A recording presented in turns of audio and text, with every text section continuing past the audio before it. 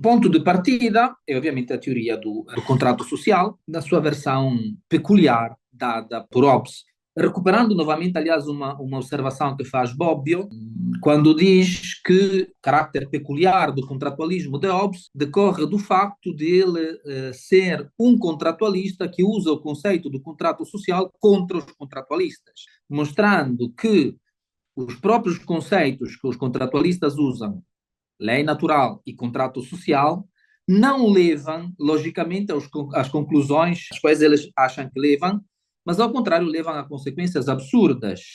Na verdade, a teoria do contrato social, quando, digamos, construída de forma lógica e correta, leva a conclusões opostas, leva justamente à conclusão de que o poder é indivisível e não pode ser limitado. Daí, portanto, vem desta estratégia, que é também uma estratégia, poderia-se dizer, retórica ou polêmica, desta estratégia decorre também o caráter peculiar do conceito de contrato social que nós encontramos em Hobbes. É, portanto, em primeiro lugar, como precondição fundamental, sair do estado de insegurança geral, por meio de um pacto. O pacto apresenta-se, portanto, desde o início como um ato de vontade e, portanto, como um facto artificial, e aqui novamente um reflexo também do protopositivismo, do positivismo jurídico de Hobbes, é uma concepção voluntarista e não naturalista da origem do Estado. O pacto, aliás, que permite depois, que garante a validade dos outros pactos seguintes, e, portanto, poderia-se dizer, fundamenta a ordem jurídica.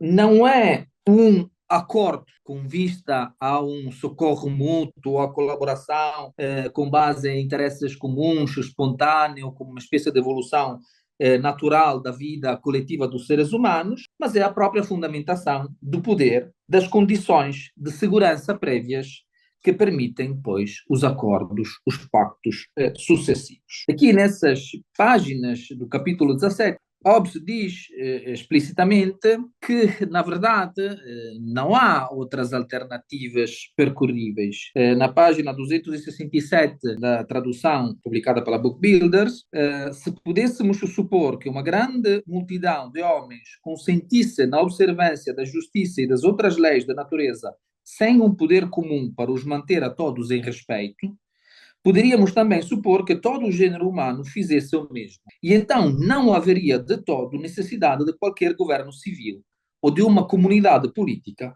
porque existiria paz sem sujeição. Curiosamente, este é um argumento que usa também Kelsen, uma das poucas ocasiões em que Kelsen, afinal de contas, recorre a um argumento de origem sociológico-histórica, na teoria geral de 1945, diz, bom, se tivessem razão aqueles que defendem a solução anárquica, que para eles eram todas as teorias que tinham como objetivo a extinção do Estado, isto já teria acontecido. Se fosse na ordem das possibilidades, nós já teríamos feito a experiência, por assim dizer, de uma situação de ordem, paz e organização sem a existência do Estado, sem o monopólio da força, etc, etc. Então, como dizíamos, a insegurança em que os seres humanos vivem no estado de natureza decorre da falta de um poder comum. O pacto, que é, repito, é artificial, né? O pacto serve justamente para criar, né? Para instituir este poder comum. E aqui temos justamente aquela que eu antes chamei a peculiaridade ou originalidade do contratualismo de Hobbes. A própria formulação do pacto é uma expressão deste contratualismo peculiar, porque percebe-se desde logo que o pacto é um pacto entre os indivíduos que vivem ainda no estado de natureza e que passam do estado de natureza para o estado civil. E não é um pacto que inclua entre os seus contraíntes, entre aqueles que celebram os pactos, o poder. O detentor do poder soberano, seja ele um monarca ou uma assembleia. Portanto, em bom rigor, a figura de contrato social que nós encontramos no Leviatã não corresponde com nenhum dos dois tipos ideais aos quais nós frequentemente recorremos para categorizar tipos e formas diferentes de contratos sociais. Não corresponde ao pactum subjectionis, embora seja um pacto de submissão, é um pacto de sujeição, é um pacto de submissão, mas não corresponde com o tipo ideal do pactum subjectionis, porque o tipo ideal é um contrato entre uma sociedade, um povo já associado e alguém que a partir daí passa a ser detentor do poder soberano.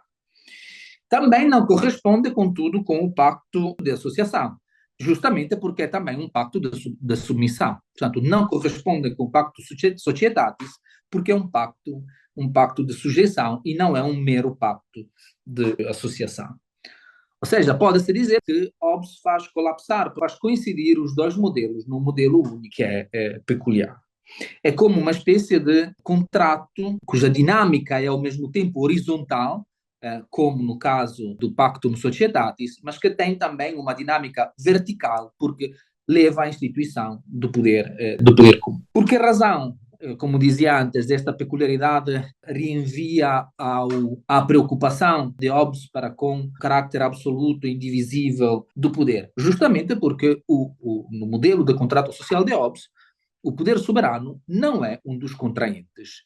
Portanto, não contrai nenhuma obrigação com os súditos, salvo a obrigação de garantir paz e segurança, mas que em termos obesianos é, afinal de contas, a própria obrigação a garantir a preservação do Estado.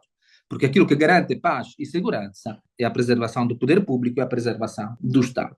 Um segundo aspecto muito relevante é que esta terceira parte à qual é atribuído o poder pode ser tanto uma pessoa física como uma pessoa jurídica. Pode ser tanto um monarca como pode ser uma assembleia. Nos dois capítulos seguintes, em particular no capítulo seguinte, Hobbes insiste em particular sobre o facto que em nenhum dos dois casos o poder pode ser considerado divisível. Mantém-se em ambos os casos, também no caso de um poder, digamos, entre aspas, republicanos, como poder absoluto e indivisível. Absoluto, indivisível e também irrevogável. O próprio caráter irrevogável do pacto é condição e garantia da permanência do próprio corpo político, da permanência do Estado.